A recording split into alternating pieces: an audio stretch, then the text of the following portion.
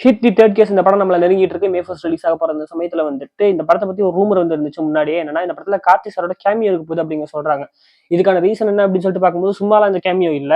So இந்த hit அப்படிங்கிற இந்த சீரிஸோடய இதே வந்துட்டு ஹோமிசைட் இன்டர்வென்ஷன் டீம் அப்படிங்கிறது போலீஸ் டிபார்ட்மெண்ட் ஒவ்வொரு ஊர்லயும் இருப்பாங்க இந்தியா ஃபுல்லா. ஸோ அந்த ஒவ்வொரு ஊர்லயும் ஏதோ ஒரு போலீஸ் ஆஃபீஸர் ஏதோ ஒரு கேஸ் எடுத்து நடக்கிற கதை தான் ஒவ்வொரு படத்துலயும் காட்டுவாங்க. அந்த வகையில ஆந்திரால இது வரையும் வேற வேற டிஸ்ட்ரிக்ட்ஸ்ல வேற வேற கதைகள் வந்து நடந்துச்சு.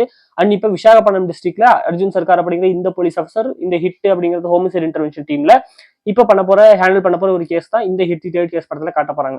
அப்படி பார்க்கும்போது இந்த டைரக்டரான சைலேஷ் கல்யாணோடைய வந்துட்டு ஐடியா என்னன்னா, இப்ப தமிழ்நாடுக்குள்ள இருக்கக்கூடிய ஏதோ ஒரு ஊர்ல வந்துட்டு ஒரு இதே மாதிரி ஒரு கேஸ் இருக்கு, அதை ஹேண்டில் பண்றதுக்கு அந்த ஊரோட ஹோமிசைட் இன்டர்வென்ஷன் டீம்ல கார்த்தி சார் ஒரு கேரக்டரா வந்து அவர் ஒரு போலீஸா இந்த கேஸ் ஹேண்டில் பண்றதுக்கு வாய்ப்புகள் இருக்கு அப்படிங்கிற மாதிரி சொல்றாங்க.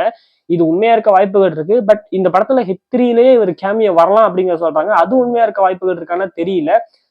ஹிட் 2ல வந்துட்டு நானினா கேமியோ வந்தாருன்னா அவர் தான் ப்ரொடியூசர், அதனால வந்தாரு. பட் கார்த்தி சார் இந்த படத்துல கேமியோ வருவாரான்னு கேட்டா எனக்கு என்னமோ டவுட்டா தான் இருக்கு. ஹிட் 4 என்னதான் கார்த்தி சார் நடிக்கிறதுக்கு வாய்ப்புகள் இருந்தாலும் இதுல கேமியோ வரதுக்கு எனக்கு டவுட் தான். வெயிட் பண்ணி பார்ப்போம் கேமியோ வராருன்னு சொல்லிட்டு.